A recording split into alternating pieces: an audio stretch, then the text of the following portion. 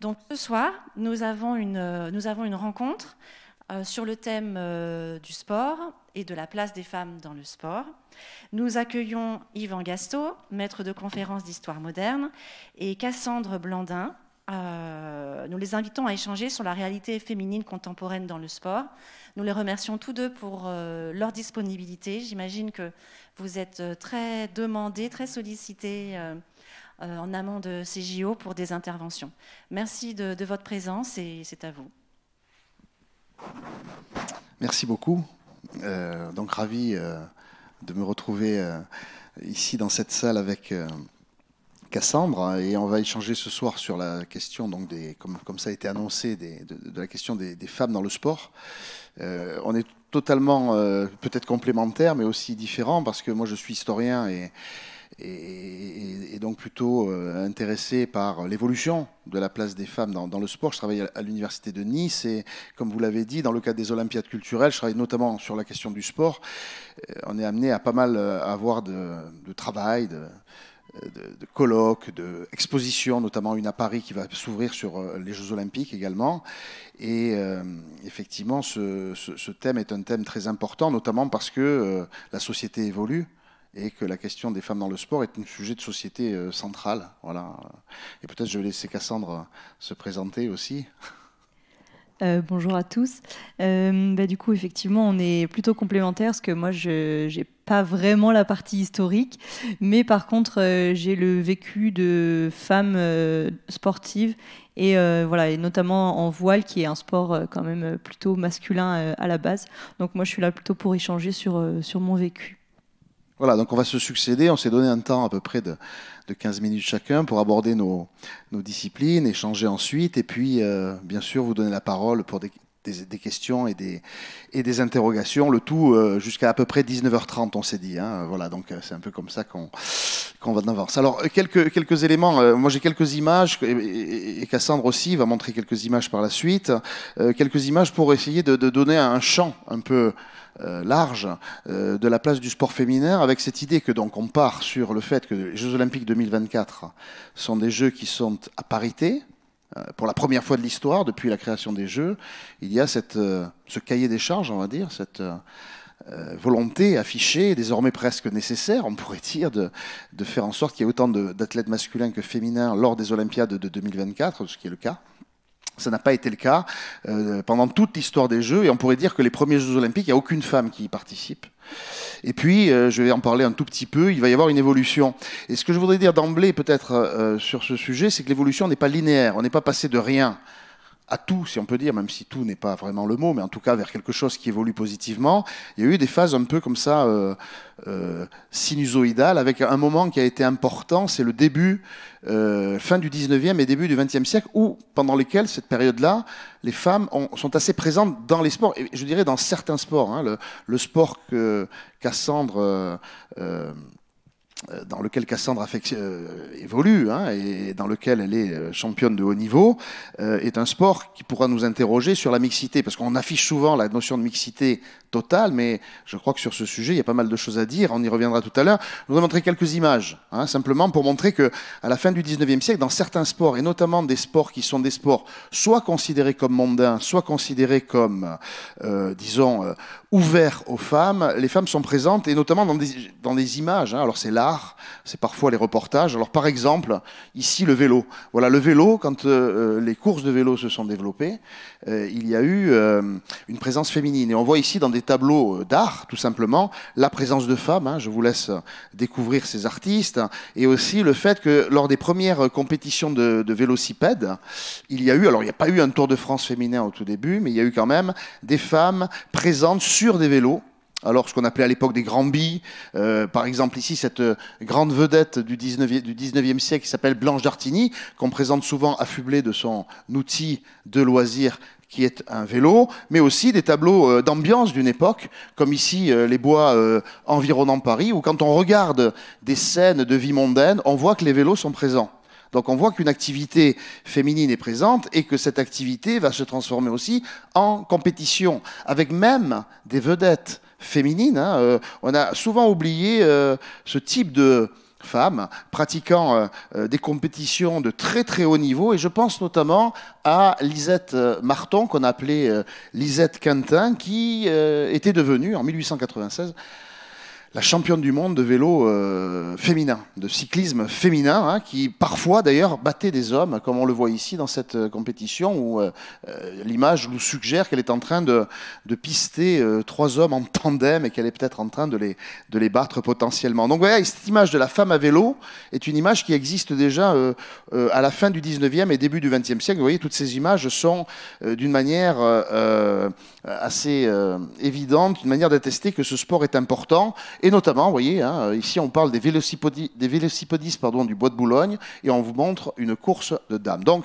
il y a cette présence, une présence importante qui ne dit en rien, hein, effectivement, le fait que les compétitions de vélo ne sont pas acceptées aux Jeux Olympiques. Donc il y a des compétitions, il y a même du professionnalisme féminin, mais les Jeux Olympiques, et Pierre de Coubertin, je vais en dire un mot maintenant, était assez visionnaire sur la question olympique, mais aussi assez, disons, aujourd'hui critiquable sur sa manière de voir les Jeux Olympiques, et notamment considérant que les femmes ne pouvaient pratiquer que certains sports. Et pour les Jeux Olympiques, en fait, il n'y a que 2. Hein. Là, je passe les midinettes qui courent, hein, effectivement. Alors, vous voyez, hein, des courses de midinettes, ce sont des courses de cross, on pourrait dire. Hein. Ces jeunes femmes qui travaillent et qui peuvent avoir, à certains moments, la possibilité de concourir. Il y a des compétitions d'escrime féminin, mais pas aux Jeux Olympiques. Hein. Il y a donc cette activité qui se développe beaucoup. On le voit ici à travers ces tableaux, ces images, hein, qui font partie de l'imaginaire français, hein, jusqu'à montrer que des artistes comme Henri Béraud a proposé, vous voyez, un tableau d'escrimeuse au féminin. Hein. Donc voilà, la Belle Époque est une époque nourrie dans ce domaine. Mais parce que Pierre de Coubertin a plutôt voulu les Jeux Olympiques comme un modèle essentiellement masculin et peut-être même machiste, 2 seules compétitions ouvertes aux femmes au début, le golf, hein, et on voit ici la première médaillée olympique en golf féminin. Il y avait en 1900 une compétition masculine et féminine. Voilà Margaret Abbott, première femme médaillée d'or au golf, en golf à Paris. La voilà, Margaret Abbott. Et puis également en tennis, Charlotte Cooper, que vous voyez là, alors plutôt en tenue masculine, on peut discuter des tenues aussi, hein, qui est acceptée aux Jeux Olympiques. Donc il y avait une trentaine de milliers d'athlètes, c'est le record, hein, aux Jeux Olympiques de 1900, et 25 femmes. Donc, il y a un différentiel qui laisse songeur et qui ne reflète pas la réalité. C'est les Jeux Olympiques, en tant que modèle plutôt masculin, qui a empêché que le sport féminin ne se développe complètement. Alors, il ne s'agit pas pour moi de matraquer Pierre de Coubertin, mais sur ce sujet, cette année, on considère que ce n'est pas forcément la figure de référence, même si on s'accorde à dire que c'est lui qui a inventé un modèle olympique qui continue à fonctionner. On pourra en débattre. Et dans certains cas, effectivement, il y a des femmes qui font scandale dans le sport. Et j'ai notamment évoqué ce cas de Annette Kellerman, qui est une championne australienne de natation et qui fera scandale par ses tenues. La tenue féminine était très très regardée par le public. Et Annette Kellerman, qui était une très grande nageuse, qui a obtenu, alors non pas des médailles parce que c'était pas ouvert aux femmes, mais des victoires en championnats divers et variés, était considérée comme scandaleuse. Et le côté scandaleux de Annette Kellerman va faire qu'elle va accentuer sa capacité à choquer ceux qui considéraient que ces tenues qu'on pourrait considérer aujourd'hui comme relativement neutres, voire totalement neutres, étaient à l'époque largement commentées, largement mises en scène, et elle en a beaucoup joué pour, d'une certaine manière, essayer de pousser la question de la tenue des femmes dans le sport. C'est un vrai sujet. D'ailleurs, vous parlez tout à l'heure des Olympiades culturelles à Paris, au Musée des Arts Déco, il y a une exposition sur la mode et le sport, justement, qui pose ces questions des tenues.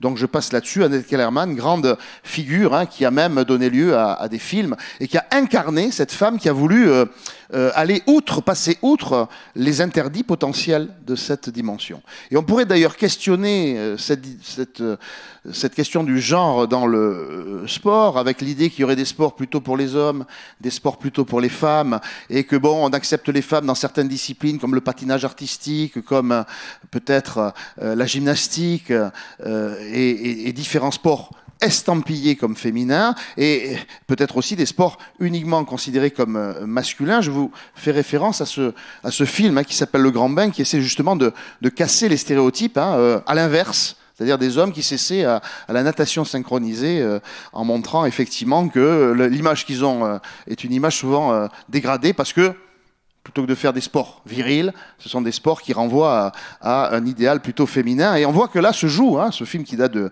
y a quelques années, je ne sais pas trop, est un film qui met en scène justement la question des stéréotypes. Mais il y a une femme que je voudrais évoquée parce qu'elle a été complètement oubliée pendant longtemps et qui a ressurgi ces dernières années. Il y a même une fondation à son nom, justement pour promouvoir le sport féminin, c'est Alice Mia. Peut-être que vous connaissez désormais ce nom qui, depuis 2016, Alice Mia, il y a une fondation reconnue d'utilité publique qui promeut le sport féminin. 2016, c'est tard, c'est très tard. Et qui était Alice Mia? C'est celle qui a osé, et il fallait oser à ce moment-là, s'opposer à Pierre de Coubertin. Je vais le dire de manière un peu rapide, caricaturale peut-être, mais elle a contesté le modèle de Pierre de Coubertin qui interdisait le sport à beaucoup de femmes, notamment en athlétisme. Et donc, la voilà, Alice Mia, qui était la seule parmi les hommes qui font ici office de juge dans un certain nombre de disciplines comme l'athlétisme. Alice Mia, elle avait une discipline reine, mais elle était sportwoman, elle pratiquait beaucoup de sport, mais elle avait une discipline reine, c'est l'aviron. Donc elle était ici assez douée en aviron, elle avait un niveau très très bon, sans être participante aux Jeux Olympiques, et on la voit ici dans des attitudes sportives importantes. Elle joue aussi au football féminin. Nous sommes au début des années 1910, un peu avant la guerre, et Alice Mia va avoir cette capacité à coordonner le sport féminin. Alors vous voyez ici un sport féminin, y compris le rugby, qui a été très tardivement ouvert aux femmes. Donc on voit ici celle qui va structurer tout un ensemble de disciplines à travers une fédération qu'on appelle la Fédération des sociétés féminines sportives de France, et cette revue qui s'appelle La Femme sportive. Donc avant-guerre, on avait une revue sur le sport féminin qui existait, et qui a eu un certain succès de lecture et d'investissement, structuration importante, mais toujours pas dans les Jeux Olympiques. Et donc, pour aller vite, elle va s'opposer à Pierre de Coubertin en disant, voilà, nous exigeons que beaucoup plus de sports, on n'allait pas jusqu'à tous les sports, mais beaucoup plus de sports, notamment l'athlétisme, soient ouverts aux femmes. Et Pierre de Coubertin, à l'appui de certains médecins qui s'étaient d'une certaine manière agrégés, considérait par exemple qu'en athlétisme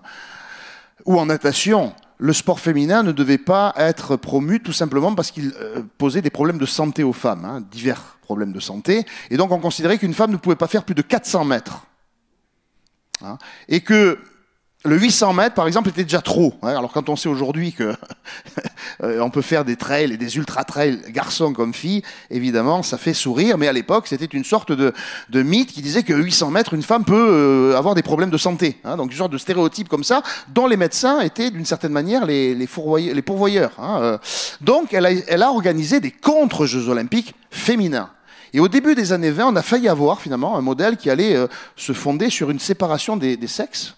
D'un côté les hommes et d'un autre côté les femmes, et notamment donc des Olympiades qui ont été organisées à Monaco où Alice Mia a fait venir des athlètes féminines pour proposer des disciplines qui n'étaient pas acceptées aux Jeux Olympiques. Et donc ça donne ces images que je passe très rapidement, mais qui montrent que des femmes sont capables de s'opposer dans des compétitions qui sont un peu des compétitions militantes. Alors d'abord à Monaco, puis ensuite à Paris, où on a donc ces femmes qui, quelque part, prouvent qu'elles sont capables de s'affronter à l'égal des hommes dans des disciplines, quelles qu'elles soient. Alors on n'est pas allé jusqu'au rugby, on n'est pas allé jusqu'à la boxe. Vous savez par exemple que la boxe, ce n'est que depuis 2012 qu'on peut avoir un combat féminin aux Jeux Olympiques, mais finalement Pierre de Coubertin va se ranger derrière l'idée qu'on puisse un peu plus ouvrir le cadre. Et en 1928, il va y avoir cet épisode assez anecdotique. Pierre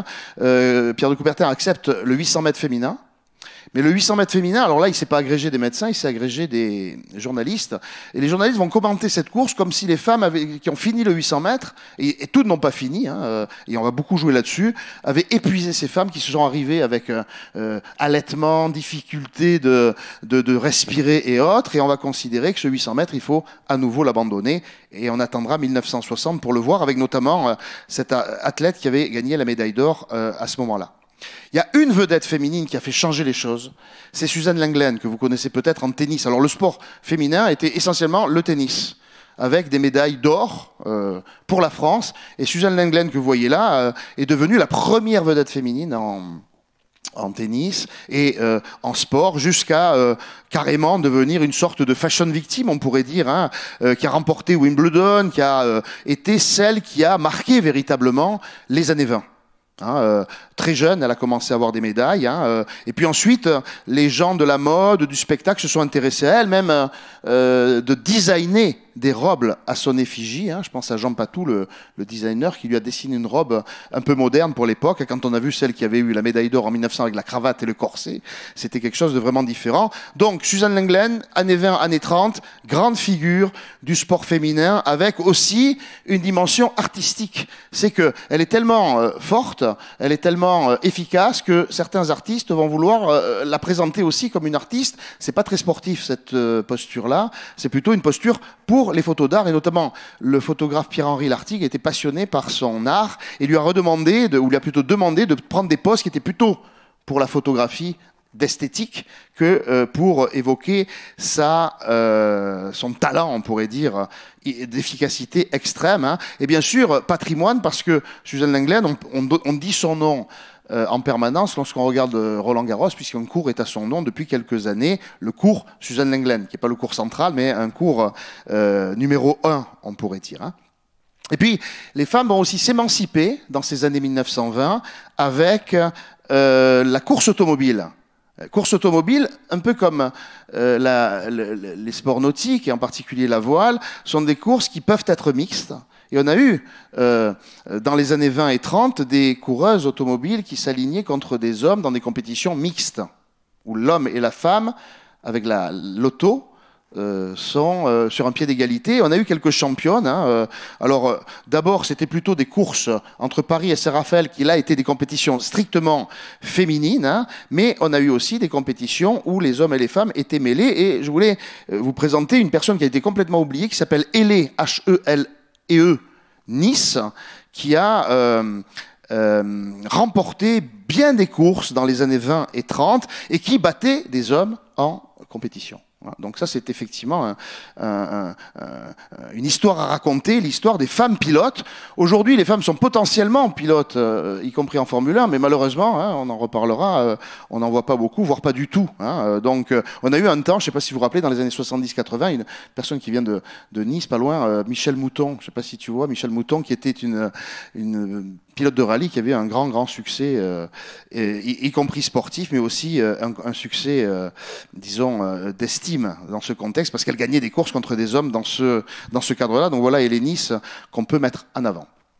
Voilà, j'ai voulu rapidement brosser un portrait d'une époque qui va finalement retomber, c'est ça que je voulais dire. Pourquoi elle va retomber? Parce que dans les années 30, et puis surtout avec la période de la Seconde Guerre mondiale, et je dirais la France de Vichy, il y a eu cette sorte de bouclage. Les femmes sont redevenues dans l'imaginaire une sorte de figure du foyer. N'oubliez pas la notion de travail, famille, patrie, l'éternel féminin. Et donc, malgré les avancées timides de l'olympisme, puisque ce n'est qu'en 2024 qu'on arrive à la parité, eh bien, ce sport féminin n'a pas plus progressé, tout simplement parce que pendant la Seconde Guerre mondiale, Vichy a éteint toutes les velléités qui pouvaient exister, et j'aurais tendance à dire que dans l'après-guerre, après 1945, on n'a pas vraiment relancé les choses. Il y a eu bien des stéréotypes sur la pratique féminine des sports jusqu'à très récemment. Et ça, c'est effectivement un sujet qui nous amène à nous interroger sur l'évolution de notre société. Je dis la France, on peut élargir éventuellement. Il faut attendre en fait le début du XXIe siècle pour voir une évolution sensible.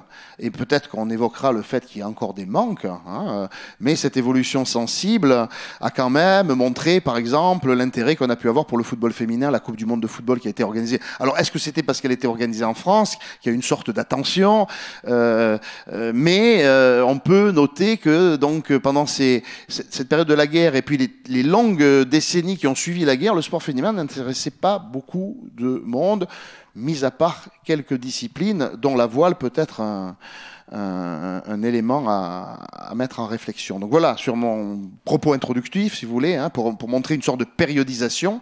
Et maintenant, je vais passer la parole à Cassandre et on va changer de document. Voilà, alors justement, est-ce que la voile, par rapport à ça, par rapport à cette dimension de genre, est-ce qu'il y a un cas particulier? Et puis peut-être d'abord évoquer ton parcours personnel. Je change. Hop. Petit changement technique. Changement technique, il faut que j'arrive à... Hop. Attends, hein, voilà. Hop. Et voilà.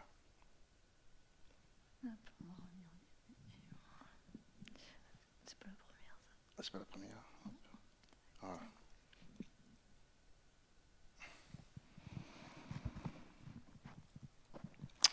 Donc moi, je fais juste une petite présentation rapide de mon parcours et que vous puissiez aussi situer un peu ce qu'est la voile olympique et la course au large, parce qu'il existe beaucoup de disciplines dans la voile. Donc moi, je viens de l'Ouest à la base. J'ai commencé la voile à l'âge de 9 ans, donc très tôt. J'avais un père qui faisait un petit peu de voile. Et je suis née au Sable d'Olonne, donc j'ai été bercée dans l'ambiance du Vendée Globe, tout ça. Donc voilà, donc j'ai commencé l'optimiste à l'âge de 9 ans et je suis partie ensuite à 14 ans en sport-études à Brest, donc un petit peu loin de chez moi. Mais voilà, pour poursuivre la compétition, parce que pour le coup, la compète, c'est quelque chose où j'ai eu goût très tôt à ça. Donc j'ai dû commencer quand j'avais 9 ou 10 ans, quasiment en même temps que quand j'ai commencé la voile. Donc je suis partie donc en sport-études et une fois que j'ai fini mon sport-études, j'ai fait un petit peu d'études aussi à côté parce qu'à l'époque il n'y avait pas beaucoup d'études qui permettaient les aménagements au niveau et pour pouvoir suivre et le sport et les études. Et ensuite, suite à ça, je suis partie en haut niveau, donc en 4,70, c'est un dériveur double qui est olympique féminin. Donc on est à 2 dessus. Et donc j'en ai fait pendant 7 années. Et donc voilà. Et donc suite à ça, j'ai fait du Figaro 3, donc là où c'est la course au large. Donc la course au large en solitaire, où j'étais donc toute seule sur mon bateau. On part du coup plusieurs jours en mer d'affilée tout seul. Donc on a la gestion du sommeil à avoir et donc on part d'un point A et on relie un point B. Contrairement à tout ce qui est régate, donc de dériveurs, où là, c'est des parcours en B, où on part sur l'eau, on a une ligne de départ, un parcours à réaliser, une ligne d'arrivée, et on rentre le soir chez nous. Donc, c'est 2 disciplines qui sont différentes. On aborde les choses un petit peu différemment. Donc, voilà pour mon parcours. Et suite à tout ça, je me suis dit que j'aimais beaucoup transmettre. D'ailleurs, dans mes études à côté, j'avais fait un master en enseignement aussi. Et je me suis dit, la meilleure solution pour moi d'associer la transmission et la voile, c'était de devenir coach. Donc voilà, donc j'ai décidé de devenir coach et je coach au club de l'Appel à Marseille, où je suis coach en ILCA. C'est un dériveur solitaire pour le coup, qui est masculin et féminin. Donc je coach des jeunes qui sont entre 12 et 18 ans, donc qui sont et au club de l'Appel et au pôle espoir. Donc voilà, les 12-14 ans, c'est ceux qui sont au club, et les 14-18 ans, c'est ceux qui sont au pôle espoir. Donc voilà, donc je suis entraîneur des 2. Et à côté de ça, je suis aussi préparatrice mentale pour les sportifs. Donc voilà un petit peu pour le parcours et pour les différentes choses, les différentes disciplines qui peuvent un petit peu exister en voile, donc entre l'olympisme et la course au large. La voile, c'est un univers qui est historiquement plutôt masculin. On le voit à la base. On considère que les femmes sur un bateau, ça porte malheur. C'est comme les lapins. Donc, à l'époque, on n'était pas vraiment admises. Donc, sur les bateaux, pareil, hein, sur tout ce qui est pêche, tout ça, il n'y a pas de femmes dans les équipages de pêcheurs. Ça commence, mais c'était très rare. Et à l'époque, on n'en voyait pas. Les femmes étaient faites pour rester sur le quai, attendre que les hommes rentrent. La voile, elle a été donc aux Jeux Olympiques en 1900. Mais à l'époque, c'était de la voile en équipage. Et dans ces équipages, il n'y avait pas de femmes, ou très très peu. Il y en a eu une première en 1928 qui s'appelle Virginie Herriot et qui devient championne olympique. Elle était à la tête d'un équipage de 5 garçons et c'était la seule femme représentée sur les Jeux Olympiques en voile. Et la première épreuve féminine de voile, elle date seulement de 1988. Donc ce qui est assez récent hein, quand même. Et donc c'était sur 470, donc le bateau que moi je faisais avant, voilà, sur première épreuve féminine en voile. Et donc jusque-là, la représentation des femmes était un petit peu erratique sur les sports compétitifs. On a eu aussi, là je les ai pas mis, mais les exemples des femmes en course au large comme Florence Artaud par exemple. Qui étaient, elles étaient finalement assez rares à être représentées aussi en course au large. Et les femmes qui gagnaient ces compétitions, Florence Artaud, quand elle a remporté la Route du Rhum, on lui a quand même dit bravo Florence, t'es un vrai mec. Donc elle était là, non, en fait, je suis une vraie femme, je suis une femme, je ne suis pas un mec, c'est pas parce que je gagne que j'ai les compétences d'un homme, j'ai les compétences d'une navigatrice.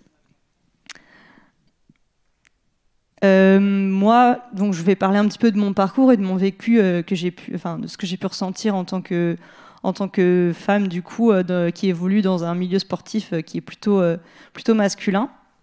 Bon, déjà, c'est qu'on a quand même une sous-représentation des femmes dans notre sport. Alors c'est un petit peu moins vrai quand on arrive vers l'olympisme, parce qu'aujourd'hui en olympisme, les femmes sont autant représentées que les hommes, en tout cas au JO, depuis deux JO, je crois. Donc ils ont fait en sorte que sur toutes les séries, il y ait le même nombre d'hommes que de femmes. Donc c'est vrai que quand on arrive vers les catégories olympiques, on a à peu près le même nombre d'hommes que de femmes, même s'il y a encore un petit peu plus d'hommes. Mais par contre, sur les catégories beaucoup plus jeunes, il y a souvent beaucoup plus d'hommes que de femmes, même chez les minimes, les espoirs, tout ça, il y a une beaucoup plus grosse représentation masculine. Je vois par exemple, moi, quand je faisais les régates régionales quand j'étais petite, ou même les régates nationales. Sur les régates régionales, peut-être qu'on était 8-10 filles pour 50, 60 bateaux. Et sur les régates nationales, c'est pareil, on était peut-être une quarantaine de filles pour 200 bateaux, quoi. Donc il y avait quand même des femmes, mais la représentation était vraiment quand même beaucoup plus masculine. Il y a quand même une notion un petit peu de plafond de verre du coup pour les femmes, parce que mine de rien, quand on est dans un sport où on est très peu représenté, on a du mal à se dire finalement que c'est accessible pour nous, parce qu'on se dit il y a très peu de femmes, donc ça doit pas être un truc qui nous correspond, et on a du mal un petit peu à se dire ok, je peux y aller, c'est fait pour moi. Et c'est vraiment une question finalement de représentation un peu qu'on nous inculque quand on est petit. Par exemple, l'idée aussi souvent que tout ce qui est technique et technologique, c'est plus fait pour les hommes que pour les femmes. Donc voilà, c'est des choses vers lesquelles on va moins nous orienter, même si évidemment les choses évoluent et que c'est complètement en train de changer en ce moment. Mais en tout cas, à l'époque, c'était un peu ce qui se passait, quoi. On a aussi un peu moins d'opportunités à certains niveaux. Par exemple, je vois dans tout ce qui est course au large en équipage, ou même championnat sur des habitables ou des trucs comme ça, en fait, les hommes peuvent avoir des opportunités de rentrée via différents postes, parce que donc sur un bateau en équipage, donc on a le barreur, le tacticien, celui qui effectue les réglages du bateau, et après on a des postes qui sont beaucoup plus physiques pour manœuvrer. Et souvent les hommes ont l'occasion de rentrer par les postes, on les appelle pour les postes qui sont beaucoup plus physiques. Par contre, du coup, donc ils arrivent sur ces postes-là, ça leur permet de créer de l'expérience, et de finalement évoluer sur des postes un peu plus des postes décisionnaires par la suite. Et donc du coup, ils se créent finalement, ils ont l'opportunité de se créer de l'expérience qui leur permet d'évoluer. Alors que c'est vrai que les femmes, on a moins cette occasion d'être appelées sur ces postes qui sont qui sont beaucoup plus physiques. Et donc on a moins l'occasion de développer de l'expérience. Et finalement, c'est ce manque d'occasion de développer de l'expérience qui fait que on est un peu moins représenté et un peu moins appelé sur plusieurs projets. On voit que, notamment, globalement, les filles, quand elles sont représentées, c'est qu'elles sont souvent à la tête du projet. C'est elles qui sont à l'initiative, mais par contre, elles n'auront pas forcément des opportunités qu'on leur présente. Alors que les garçons, ils peuvent être à la tête de leur projet et être appelés sur des opportunités. Les filles, en général, c'est soit il faut que ce soit un projet qui soit féminin pour qu'elles soient représentées, soit il faut qu'elles soient à la tête de leur projet. Et à l'époque des projets féminins, il y en avait très très peu. Mais par contre, ça, c'est vraiment en train d'évoluer aujourd'hui. Il y en a de plus en plus. On voit hein, au niveau par exemple, de la Coupe de l'América, il y a une Coupe de l'América féminine qui s'est créée. Donc là, c'est bien. Ils sont en train de vraiment créer plein d'opportunités pour des projets féminins. Et pareil, en course au large, il y a de plus en plus de projets qui se créent justement pour donner l'opportunité aux femmes de partir en course au large. Donc voilà. Après, il y a aussi des différences de salaire quand même malgré tout. Alors, moi, en tant qu'entraîneur, j'ai pas de différence de salaire par rapport à mes collègues. Mais par contre, c'est plus sur les projets pro en tant que skipper et tout ça. Il y a souvent des différences de salaire.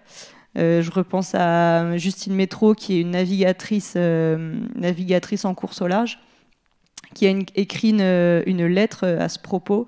Donc elle est suisse et elles sont toute une famille de sœurs navigatrices. Et donc sa sœur, qui a une très grosse expérience de la voile, un très gros palmarès, a été recrutée donc, pour faire la Coupe de l'América féminine.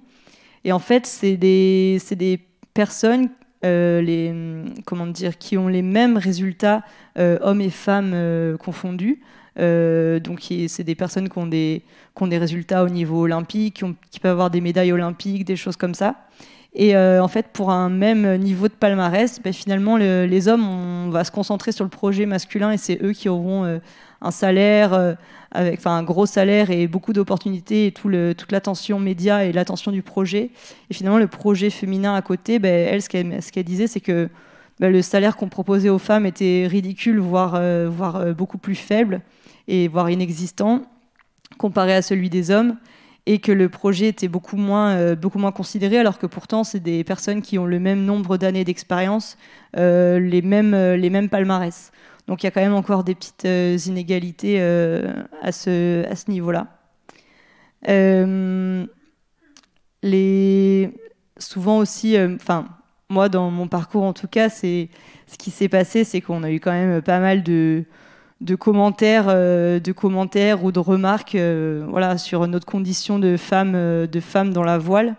Je pense à des commentaires de journalistes ou des animateurs, des choses comme ça. Ça a pu être des remarques comme j'ai participé à la solitaire du Figaro, et sur cette solitaire du Figaro par exemple, on était 47 inscrits, et sur les 47 inscrits on était 5 femmes à prendre le départ de cette course qui est donc de la course au large, qui est en plusieurs étapes de plusieurs jours.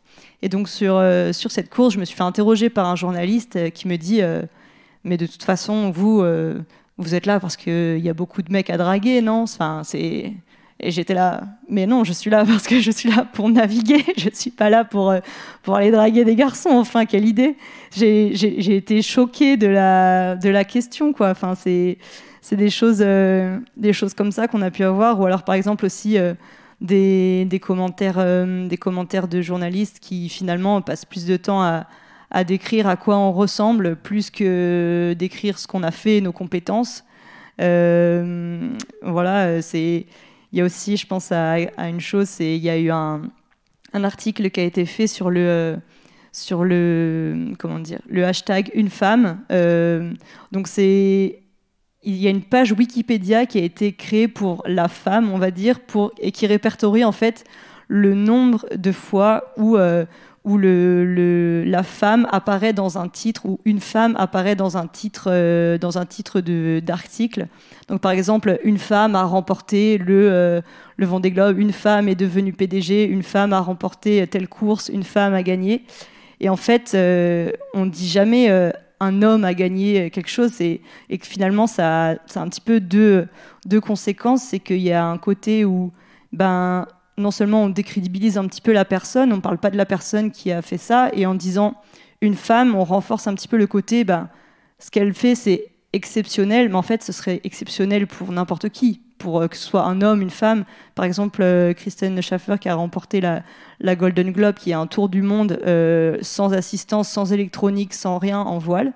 Quand elle a remporté la course, on a dit une femme a remporté cette course, au lieu de la citer, donc ça l'invisibilise. Et en plus, du coup, ça renforce le fait que finalement, si une femme le réussit, c'est exceptionnel qu'une femme le réussisse. C'est vraiment pas toutes les femmes qui peuvent y arriver, c'est que certaines femmes. Et donc, finalement, ça a un côté où ça rend ce truc-là comme ça le représente inaccessible, alors qu'en fait, finalement, toutes les femmes peuvent le faire. Donc voilà, donc il y a cette page Wikipédia consacrée au titre une femme sur les articles qui est assez rigolote. Si vous avez l'occasion de regarder, il y a vraiment un nombre incroyable de choses qui sont mises dessus. Après, on a aussi les remarques sexistes qui peuvent venir de la part des entraîneurs parfois aussi. Moi, j'ai déjà un coach qui m'a dit « Oh non, je dois coacher les filles. Moi, ça, franchement, ça m'embête. J'aime pas coacher les filles. Les filles, ça navigue comme des moutons.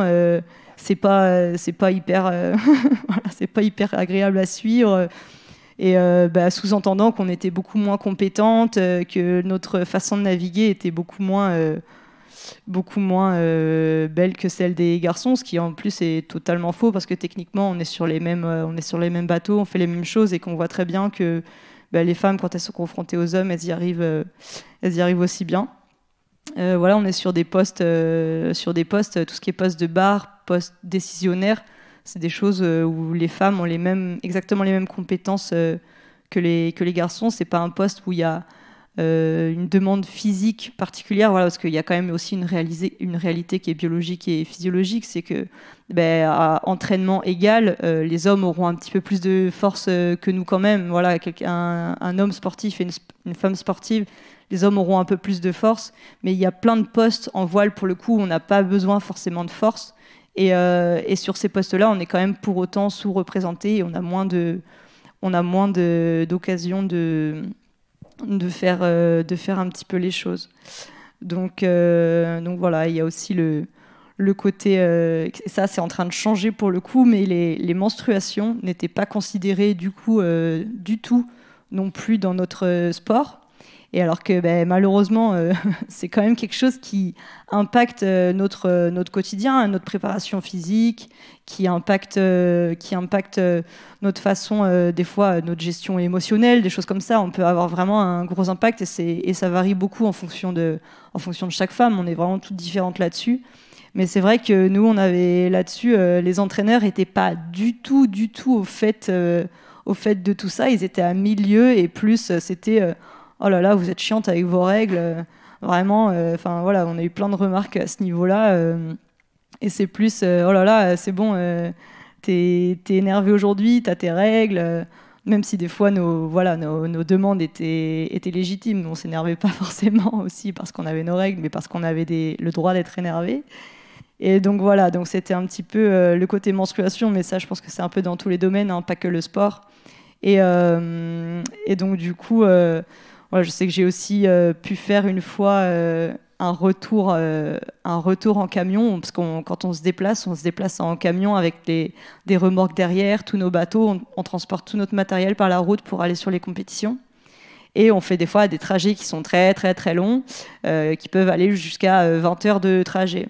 Et donc sur un de ces trajets, On s'était arrêté sur une aire d'autoroute, on était reparti et malheureusement, 1 heure après, j'ai mes menstruations qui sont arrivées. Donc moi, j'étais en panique et j'ai demandé à ce qu'on s'arrête à la prochaine aire d'autoroute et en expliquant, voilà, je suis désolée, j'ai mes règles.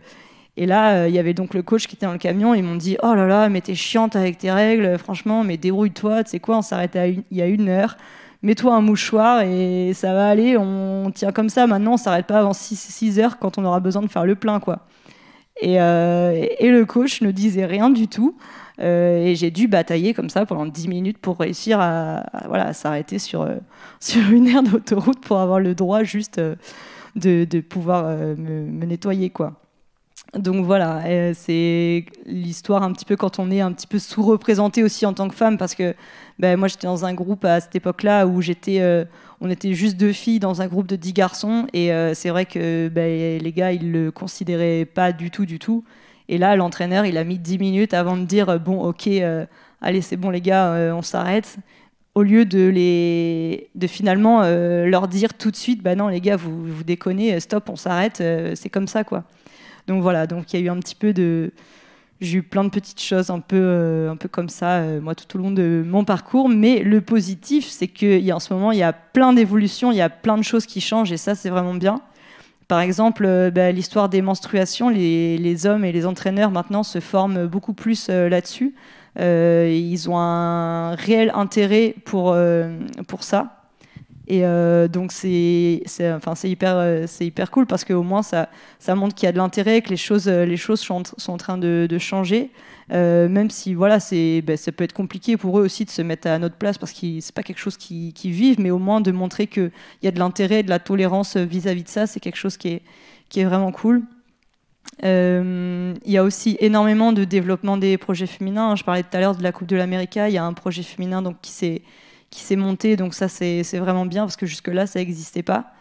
Il y a en course au large beaucoup de projets féminins qui se créent où les grosses écuries proposent justement aux filles de passer des entretiens et pour entrer sur un projet, un cursus spécifiquement féminin pour donner l'opportunité aux femmes et essayer de faire en sorte qu'il y ait autant de femmes que de garçons au départ de la course au large parce que pour l'instant c'est pas trop le cas. Il y a aussi une augmentation quand même donc des opportunités sur plein de choses. Et ils mettent en place maintenant un petit peu des quotas aussi dans les équipages sur certaines courses où il y a un nombre de femmes à avoir à bord.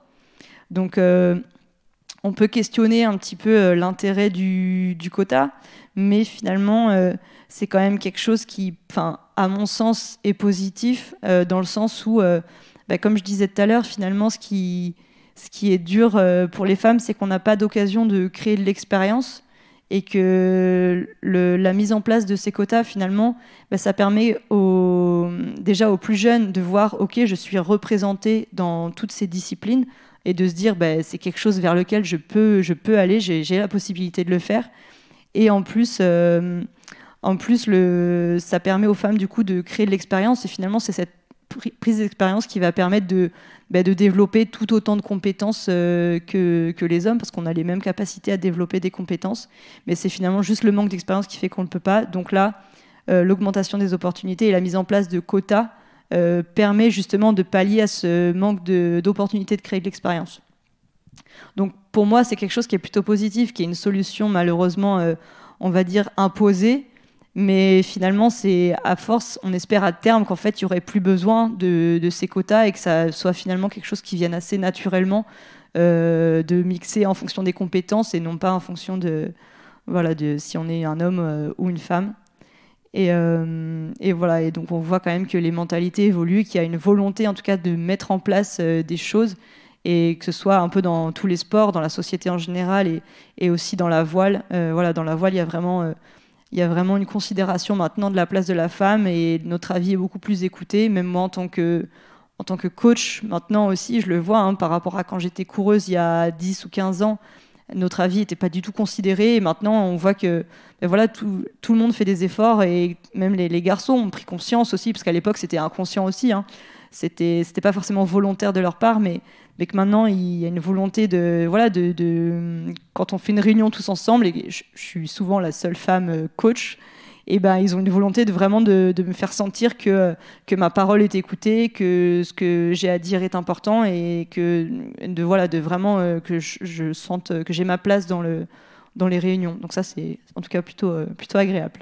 Donc voilà pour ma part en tant que dans mon vécu, en tout cas, ce qui merci s'est passé. beaucoup, parce qu'il y a beaucoup de choses à dire. Alors, je vais me permettre on va un peu dialoguer. Je vais poser quelques questions et je trouvais qu'il y a pas mal d'éléments à réfléchir sur cette question du sport féminin et ensuite, ce sera l'occasion de poser des questions dans la salle. Mais moi, ce que j'ai remarqué, enfin, ce que j'ai retenu de ce que tu as dit, c'est déjà la question des préjugés, la question des représentations, la question, quand tu parles d'entraîneurs qui doivent se former, hein, donc ça met en scène l'idée que la voile est un sport qui est un sport extrêmement important dans l'histoire de la France. Hein. Tu as montré les origines. Alors, il y a deux origines finalement qui pourraient se confronter. C'est l'origine, comme tu l'as dit, la mer, les marins, la pêche, côté très masculin, très viril, et en même temps les régates qui ont été une activité mondaine à la fin du 19e siècle, début du 20e siècle, et qui ont été un peu une porte d'entrée pour les femmes. Moi, j'avais envie de te poser cette question. Est-ce que tu penses que la voile, alors on a compris que la voile, c'est un sport qui est peut-être plus ouvert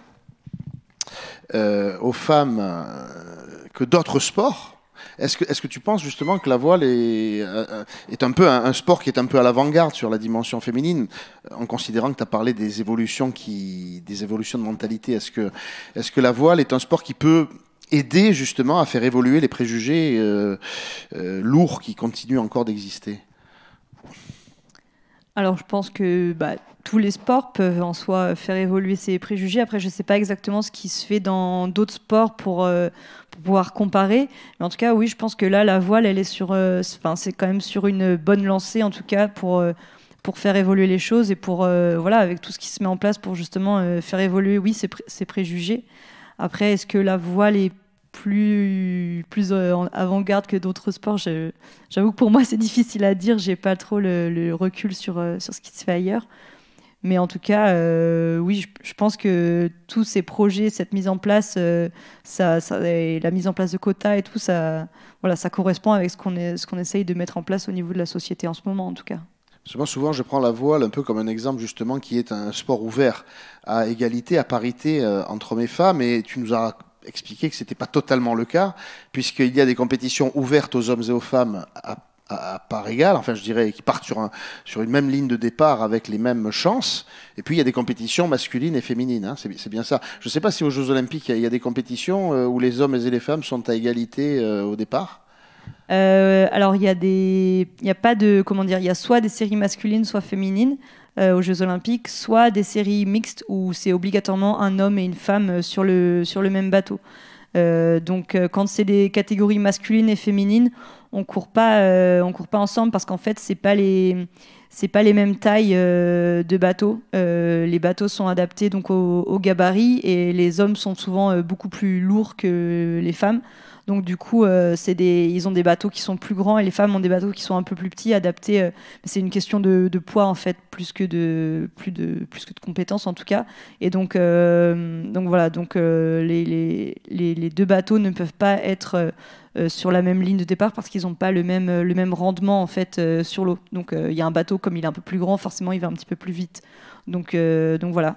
Donc après il y a les épreuves mixtes où là au départ en tout cas un homme une femme sur le même bateau jusqu'à l'arrivée, quoi. Un peu comme au tennis, le double mixte où un homme et une femme affrontent un homme et une femme, en fait c'est ça. Ouais. Voilà, exactement. En fait on se rend compte effectivement qu'il y a aussi plusieurs axes, hein, puisque tu as évoqué Florence Artaud, Virginie Herriot effectivement qui a été la seule mais suffisamment importante pour qu'on s'en souvienne, médaille d'or en 1928, et puis Florence Artaud et d'autres qui ont brillé notamment aux courses au large, qui ont fait qu'elles étaient à la fois des sortes d'exemples, mais en même temps, tu as montré qu'elles souffraient aussi d'une forme de discrimination. Moi, il y a une question qui me taraude, et je pense que le public peut-être aussi réagira là-dessus, mais est-ce qu'on peut imaginer, ça a été un peu un mythe à un moment donné, je pense à ce match de tennis qui s'appelait la bataille des sexes entre Billie Jean King et un tennisman masculin. Elle a affronté un tennisman masculin à peine retraité, elle l'a battu, ça a été très médiatisé, parce que ce tennisman était très sexiste, elle avait dit, puisque c'est comme ça, on va s'affronter, on va voir qui va gagner. est-ce que dans le sport féminin en général, et peut-être dans la voile, est-ce qu'on peut imaginer que on puisse être à un moment donné sur un pied d'égalité homme-femme, ou est-ce qu'il faut distinguer? C'est un sujet. Bah, en tout cas, sur les séries olympiques, il n'y a pas de, comment dire, de catégorie où les hommes et les femmes se confrontent. Mais par contre, sur toutes les séries espoirs et en course au large, là, on est sur un homme, une femme au départ. Moi, je sais que par exemple, quand j'étais plus jeune, sur les séries espoirs, tous les nationaux, on court parmi les garçons en tout cas. Donc moi, par exemple, j'ai déjà remporté des championnats nationaux devant toute la flotte de garçons, mecs et filles confondus. Et sur la course au large, donc les femmes et les hommes sont ensemble au départ. Et en fait, il y a certains bateaux, comme par exemple au Vendée Globe, en fait, chaque skipper trouve un petit peu ses systèmes à bord pour réussir à comment dire, à pouvoir naviguer. Donc voilà, donc en fait finalement les femmes elles adaptent aussi à leur force, à leur taille, parce qu'on a des gabarits qui sont un peu différents, mais comme le font les hommes aussi, chacun adapte leur système pour que finalement ce soit optimum pour eux sur l'eau. Et donc les hommes et les femmes, donc en tout cas, prennent les départs ensemble. Et des Florence Artaud ont prouvé que les femmes peuvent complètement battre les hommes. Après, souvent sur cette question-là, on dit oui, mais ça arrive très rarement. Mais en fait, c'est plus une histoire de, comment dire, de statistiques et de proportions. C'est que finalement, sur 5 femmes, par exemple, je prends l'exemple de la solitaire du Figaro, 5 femmes au départ pour 47 inscrits, finalement, la proportion de chance que ce soit une femme qui gagne est beaucoup plus faible que si on était 50-50. Voilà, donc finalement, c'est un peu ça qu'on peut dire aussi. C'est peut-être qu'il y a moins de femmes qui gagnent parce qu'on est tellement moins qu'il y a moins d'occasions de remporter quoi, en termes de statistiques. J'ai encore une question, puis après on proposera à la salle de prendre la parole. Mais donc tu as bien montré dans la diapositive précédente, là je la remets, qu'en en fait il y a des formes de discrimination sexiste. Enfin, si on peut dire, il y a une forme d'inégalité qui est un peu structurelle, qui existe dans la manière dont ce sport, en particulier la voile, est organisé. Et puis il y a aussi cette discrimination, oui, ce sexisme du langage, ce sexisme de la remarque déplacée dont tu as parlé avec beaucoup d'exemples très significatifs en fait, et qui sont un peu la lame de fond de tout ça. On se rend compte que du coup c'est très dur et que même si tu constates des évolutions, quand un journaliste pose des questions qui semblent toujours les mêmes, quand on est assigné à cette, et tu as très bien montré cet exemple là de dire qu'une femme quand elle gagne on dit que c'est une femme et pas un homme, c'est tout à fait édifiant.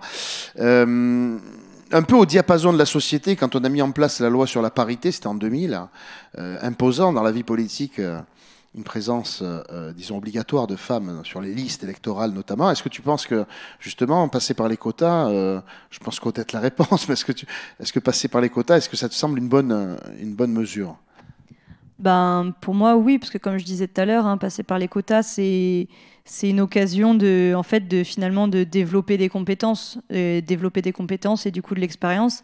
Parce que finalement, pour moi, ce qui fait l'inégalité quand on arrive à un certain niveau, c'est que il y a certaines personnes qui ont l'opportunité de développer leur expérience et leurs compétences et d'autres à qui on ne donne pas l'opportunité, ou alors faut qu'elles se la créent et que du coup c'est un petit peu compliqué de trouver des budgets, des choses comme ça, et ça se fait très bien, ça se fait pour hommes et femmes de trouver des opportunités et de se créer ces opportunités, mais c'est vrai que les hommes ont un répertoire, on va dire, d'opportunités qui est beaucoup plus large, en tout cas, que les femmes, de créer de l'expérience. Et ces quotas, justement, permettent de pallier à ça, dans le sens où voilà, ça permet d'aller créer de l'expérience derrière et d'en engranger, de transmettre aussi derrière.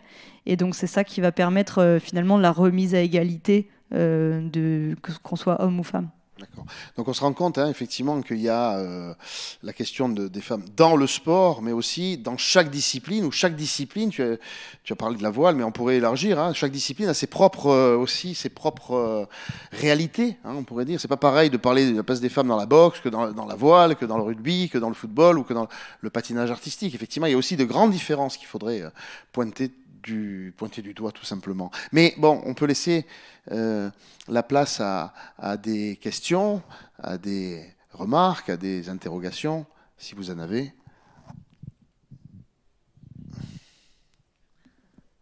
Oui, j'ai une question au sujet du rôle des fédérations. Quelle est leur influence sur la prise en compte des places des femmes dans les sports qu'elles défendent? Est-ce que c'est les fédérations qui impulsent les changements ou est-ce que les mentalités évoluent plutôt par la base, enfin par via des sportifs? Et je me demandais aussi, enfin je ne suis pas du tout spécialiste des financements dans le sport, mais les fédérations, j'imagine, sont financées aussi par les pouvoirs publics. Et est-ce qu'il n'y aurait pas une évolution des mentalités aussi, parce qu'il y a une pression des pouvoirs publics qui demandent à ce qu'il y ait moins de discrimination. Enfin, est-ce que tout ça, ça vous parle? Ou je ne sais pas si vous avez... Voilà. Ouais. Ben, moi, en tout cas, je vais prendre l'exemple de la voile. Alors, au niveau de l'influence des pouvoirs publics sur les fédérations, je suis pas dans les bureaux de la Fédé, dans les prises de décision à ce niveau-là, donc j'aurais un petit peu de mal à répondre. Mais par contre, je sais que dans la Fédération française de voile, en tout cas, il y a une commission féminine qui est dédiée justement à la question du développement féminin dans la voile. Donc la question, elle est vraiment prise en compte au niveau de la fédération. Voilà, donc cette commission, elle met en place justement toutes des pistes de réflexion sur comment faire évoluer les choses et des actions pour, voilà, des fois des régates aussi qui sont 100% féminines pour encourager la pratique féminine. Voilà, il y a tout un panel d'évolution. Et je pense qu'en fait, l'évolution, elle vient et de la base et du haut, c'est-à-dire qu'il y a une évolution au niveau des mentalités de façon générale dans la société, donc qui nous impacte aussi nous en tant que personnes et du coup en tant qu'athlètes. Et derrière, il y a une prise en considération de ces questions au niveau politique, donc au niveau de la fédération, qui fait que voilà, ils mettent en place des choses et qu'il y a une vraie volonté, en tout cas, de considérer ces problématiques. Après, dans les autres fédérations, je ne sais pas ce qui se fait exactement, mais... Oui, c'est une bonne question, puisque là, vous évoquez les instances qui pilotent, qui organisent, qui structurent. Hein. Il me semble qu'il y a un jeu très important entre l'opinion publique, les mentalités qui évoluent, comme on évoquait avec Cassandre, et puis les gens qui prennent les décisions. C'est vrai que pendant longtemps, le monde du sport, c'était un monde dirigé et beaucoup pratiqué par des hommes, en tout cas dans certaines disciplines, et surtout dirigé, on pourrait dire. Hein. Et il me semble qu'au diapason de l'évolution de la société, c'est-à-dire bon, tous les mouvements... le néo-féminisme hein, qu'on a vu émerger il y a une douzaine d'années, hein, je pense à MeToo, ces mouvements qui pointent du doigt des formes de patriarcat qui pendant longtemps ont été acceptées, tolérées, voire encouragées. Le sport me semble être complètement imbriqué dans cette évolution, parfois même à la pointe peut-être. Hein, c'est-à-dire qu'il y a effectivement dans l'état d'esprit des dirigeants sportifs, il me semble que cette lumière est beaucoup plus allumée qu'elle pouvait l'être il y a encore 20 ans, même 10 ans. On en voit des exemples, regardez des matchs de football hommes arbitrés par des femmes, c'était impensable il y a ne serait-ce que 20 ans. Hein, donc désormais, il y a ce pas qui est important. Après, je dis pas qu'il est définitif, mais c'est un élément important. Et surtout de voir aussi que dans les fédérations, il y a plus de femmes, y compris peut-être concernant des activités masculines. Hein. Cette idée de mixité, elle a encore besoin d'être, me semble-t-il, travaillée, développée. Mais je crois que le sport évolue aussi dans une société qui a vis-à-vis de ça des sensibilités. Parfois, le sport peut être... Alors, la vedette, celle qui va s'illustrer, peut-être, ça joue un rôle, mais pas que, aussi au niveau de la pratique au quotidien, et notamment dans l'entraînement, dans le coaching, on voit que les choses aussi changent dans ce cadre, et le sport peut être un bon laboratoire de ces changements. C'est vrai que Alice Mia, c'est un exemple, je l'ai montré tout à l'heure. Pourquoi? Parce qu'elle a été présidente d'une fédération féminine. Donc dès 1913, je n'ai pas donné la date, 1913, cette fédération féminine montre qu'une femme peut être aussi une dirigeante, ce qui était très rare à l'époque. Et on peut noter effectivement que beaucoup d'hommes entraînent des femmes, des athlètes féminines, mais moins de femmes qui entraînent des hommes. Ça arrive, mais c'est moins le cas.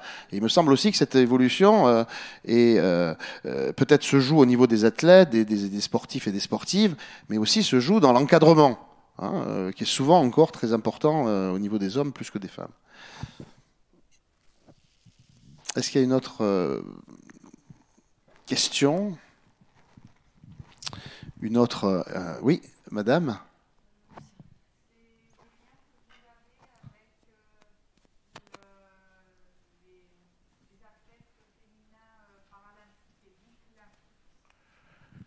Les athlètes féminins paralympiques et Deaflympics. D'accord. Voilà. Comme j'ai vu qu'il y avait une Mélanie Rambaud qui fait partie de l'équipe Deaflympics.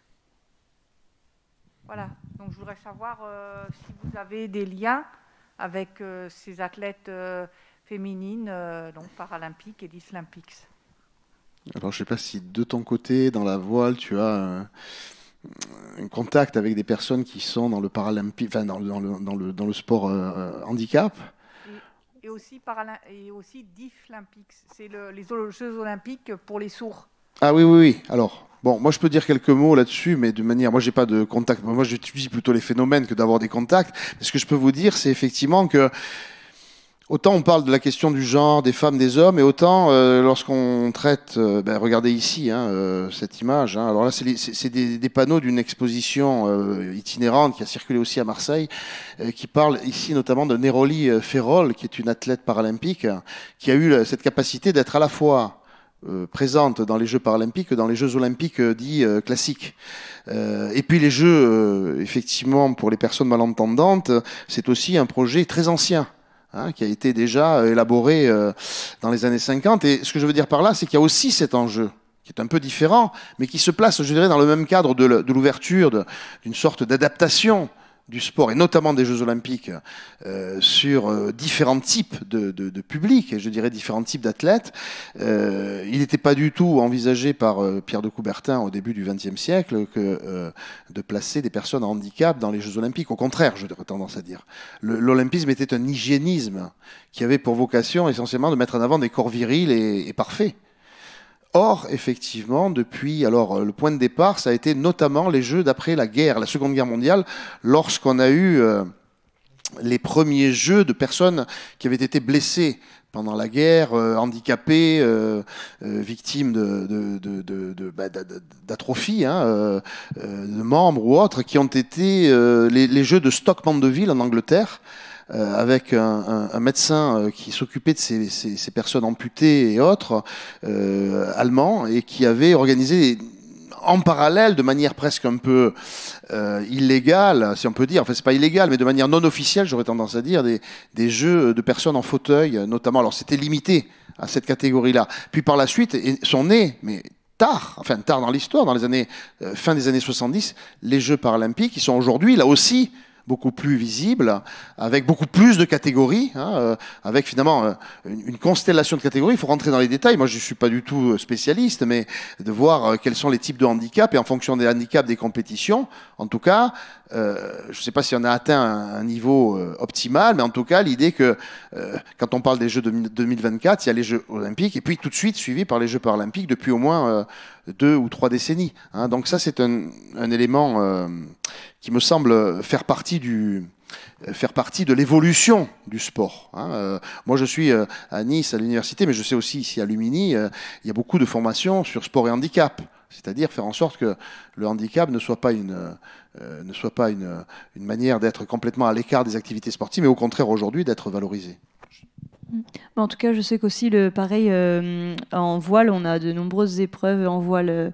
Alors, on en avait en voile paralympique, mais le CIO a décidé d'enlever la voile au JO. Mais ça fait plusieurs JO, donc il n'y a plus de JO aux Jeux paralympiques, en voile en tout cas. Mais jusqu'en 2016, il y en avait. Et donc, il y avait de nombreuses disciplines qui existent après toujours en dehors des JO, en tout cas.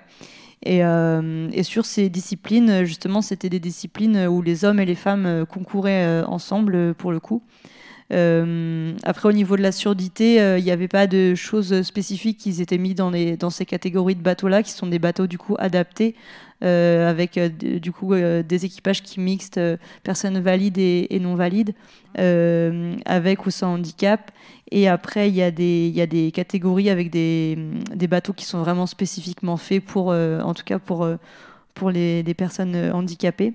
Et en tout cas, je sais que nous, dans la formation, en tout cas, on a de la formation sur voilà, comment rendre notre sport accessible accessible aux personnes handicapées.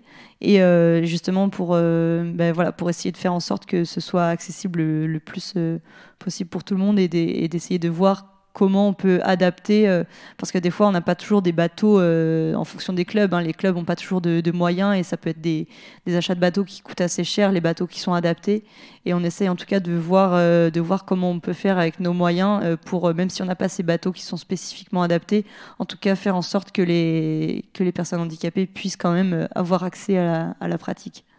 Parce qu'en fait, je pense aussi, par exemple, à la course de l'Algernon, où il y a un mix. Et est-ce que ça, par exemple, dans votre cas, à la voile, là, vous étiez en train de parler, il y avait des courses un peu comme le type de l'Algernon pour l'athlétisme? Alors, je connais pas la course dont vous parlez, mais en tout cas en voile, oui, on a des courses, qui sont valides et non valides en fait. En fait, on a des courses, qui mixent les deux. Et notamment au JO, du coup, il y avait des équipages valides et non valides, où ils couraient ensemble à bord, où il y avait des valides et des non valides. Voilà. Et après, il y a certaines courses qui mixent aussi un petit peu les deux. D'accord. Est-ce qu'il y a d'autres prises de parole? Questions?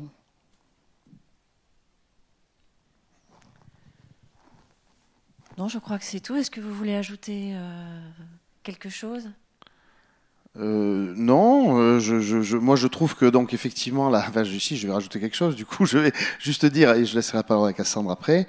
Effectivement, vous avez une question, c'est ça? Non. Ah oui, voilà un compliment. Voilà, moi en tant qu'historien, je trouve que voilà, travailler sur ces sujets qui permettent au sport de s'ouvrir. Alors le handicap, c'était pas le sujet ce soir, mais effectivement, ça rentre dans l'idée que le sport est un lieu d'observation des évolutions sociétales. On n'a pas parlé de ce sujet. Moi, je m'attendais à une question là-dessus, mais on est sur le transgenre aujourd'hui. Que va faire avec le transgenre? Comment le sport va-t-il évoluer si on est indéterminé? Comment est-ce qu'on va développer est-ce que le sport ne va pas évoluer sur ce sujet? Vous voyez, donc je termine en posant une question, mais c'est une question qui reste ouverte. Hein. Et moi, je vais conclure pareil en disant que, en tout cas, il s'est passé plein de choses. Moi, je sais que j'ai vécu plein de choses dans mon parcours. Qui ont été compliquées en tant que femme, mais en tout cas, moi, ce que j'ai envie de retenir aujourd'hui, c'est que les choses sont en train de bouger et de changer, que c'est ce qui est cool, c'est qu'on va vraiment vers le changement et l'évolution vers quelque chose de positif et de beaucoup plus intégratif pour les femmes. Donc, moi, je suis plutôt contente, en tout cas, de la direction que ça prend. Merci Cassandre, merci Yvan. Et à samedi, 16h30, pour notre conférence sur l'histoire des Jeux Olympiques dans cette salle, à l'Alcazar. Bonne soirée, bon week-end de Pâques. Merci.